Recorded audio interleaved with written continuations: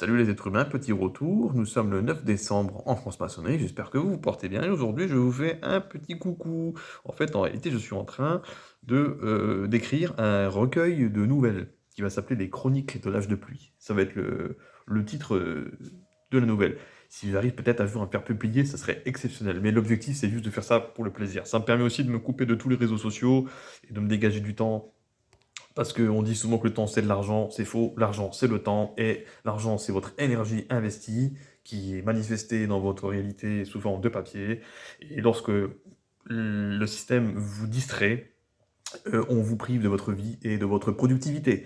Donc, en ce moment, je suis en train de bouquiner et je suis surtout en train d'écrire. Donc, la plupart de mon temps que je fais en ce moment, j'écris. Donc, je vais vous lire le prologue et j'espère pas avoir trop la voix cassée. Faites pas attention s'il y a des fautes, hein, et en espérant que ça vous plaise. Si jamais vous pouvez faire un retour, n'hésitez pas. J'ai déjà bien avancé dans l'œuvre, ça va être des nouvelles qui sont un petit peu, donc ça va être le cadre général. Différentes nouvelles vont être un petit peu des nouvelles qui se tiennent d'elles-mêmes, ouais, toutes seules quoi.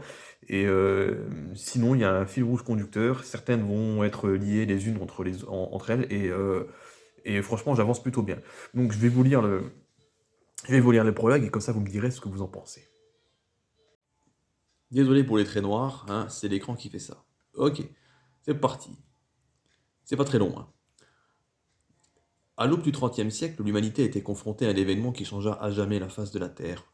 Un groupe de scientifiques soutenu par la majeure partie des pays du monde et financé par un consortium de corporations opaques est intervenu directement sur la troposphère, première couche de l'atmosphère de notre planète, à l'aide d'une puissante machine génératrice d'ondes magnétiques. Leur objectif officiel était d'offrir aux pays demandeurs des solutions à leurs problèmes météorologiques, notamment dans des zones trop arides ou trop sujettes à des intempéries pouvant causer des dégâts à la population ou à certaines infrastructures sensibles. Officieusement, c'était surtout un projet militaire, l'aboutissement d'un contrôle total sur l'environnement, une arme silencieuse efficace contre n'importe quel ennemi. Fruit d'un désir fou de se prendre pour Dieu et de maîtriser le climat, en ce jour funeste du 6 juin 2904, selon le calendrier grégorien, l'humanité vécut en un instant un chamboulement céleste sans précédent. Ce fut la dernière fois que l'homme vit le soleil. Retransmis en direct sur tous les réseaux du monde, le ciel s'est alors transformé rapidement en une gigantesque tempête planétaire où plus jamais il n'eût été permis aux hommes de revoir une étoile ou un ciel bleu. Depuis ce jour, marquant le nouvel an zéro, la pluie et les orages d'une violence encore jamais vue se sont abattus sans aucune interruption sur toute la surface de la Terre, provoquant des inondations, des perturbations dans les systèmes de communication, dans les transports, dans les chaînes de production industrielle, l'approvisionnement énergétique, sur la faune et la flore. Les orages magnétiques étaient si puissants que la plupart des liaisons étaient rendues impossibles, provoquant le crash soudain de tout le système financier international. Des pays entiers se sont vus engloutir sous la montée des eaux, et des millions de victimes ont été recensées de par le monde. Ce fut un désastre. La majorité des responsables scientifiques du projet ont disparu sans laisser de traces et les corporations financières se sont dissoutes aussitôt. La nouvelle configuration des terres obligea les États du monde à redéfinir de nouvelles frontières et à rebâtir de nouvelles cités sous la terre, afin de fuir la surface devenue hostile et inhabitable, ce qui entraîna bien des conflits au fil des années. Le monde s'est alors restructuré en quatre grandes unions liées à leurs continents respectifs. L'Union américaine, englobant tout ce qui était jadis les États-Unis, ce qui restait de l'Amérique centrale et l'Amérique du Sud. L'Union fédérale européenne, regroupant d'anciens pays européens qui, pour certains, ont vu leur littoral disparaître des suites de la catastrophe. L'Union africaine, qui a vu 90% de sa surface se changer en un marécage boueux et inhabitable, ainsi que l'Union russo-chinoise, regroupant les pays russophones, la Chine et le reste des pays asiatiques non engloutis. Suite au pacte de paix universel, le PPU, un gouvernement mondial émergea avec en son sein quatre grands leaders représentant les quatre unions nouvellement créées. Par la suite, une chambre des corporations internationales, où il siège plusieurs membres de diverses lobbies d'entreprises multinationales très puissants. Un immense parlement universel où des élus des nations du monde s'y retrouvent pour débattre, ainsi qu'une cour universelle de justice. Ces institutions mondiales feraient partie dans les différentes cités. Ces dernières disposaient d'un droit à un fonctionnement institutionnel interne ainsi qu'à une banque, mais une monnaie commune appelée l'unicoin fut imposée en vertu des termes du PPU. Les hommes bâtirent quatre grandes cités souterraines, New America, de l'Union américaine où se trouve la Chambre des corporations, Lumière, une Union fédérale européenne, en l'Union fédérale européenne où la Cour universelle de justice se situe, Sayona, au centre de l'Union africaine, où se trouve le Parlement universel, et enfin Yingskov, en Union russo-chinoise, où se situe le siège du gouvernement mondial. Ces 4 grandes cités furent reliées par un vaste système de câbles souterrains pour maintenir des communications constantes, ainsi que par des tunnels permettant des échanges fluides de marchandises. L'humanité s'est vue rapidement divisée en deux catégories. Les habitants de la surface, livrés à eux-mêmes sous une forme d'anarchie avec une autonomie locale précaire selon leur localisation, vivant dans des conditions difficiles et où l'insécurité y était permanente, et les habitants des grandes cités souterraines qui régulièrement lançaient des campagnes dites de repeuplement afin de permettre à qui le désire d'intégrer sous quota les grandes cités.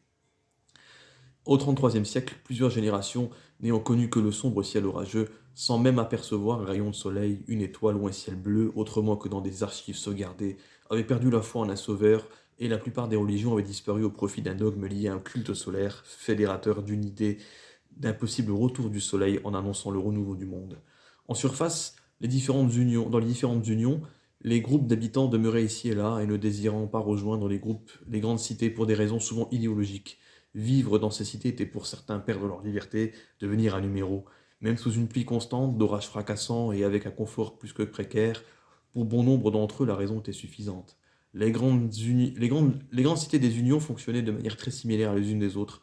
Une identification numérique était requise afin d'y pénétrer. Personne ne pouvait venir sans demande préalable, sauf dans de rares exceptions. Elles étaient toutes construites avec une structure en niveaux, séparant les différentes classes sociales les unes des autres. Chaque niveau mettant à disposition des citoyens le nécessaire pour vivre et travailler au sein des cités en toute sécurité. Il y avait pour certains une promesse de vie meilleure et pour d'autres un cauchemar totalitaire. Rien de nouveau sous le soleil, même lorsqu'il n'existe plus. Voilà, ça c'est mon prologue. C'est bon. Et donc, c'est dans ce cadre-là que toutes mes histoires sont créées. J'espère que c'était pas très très long, que ça vous a plu.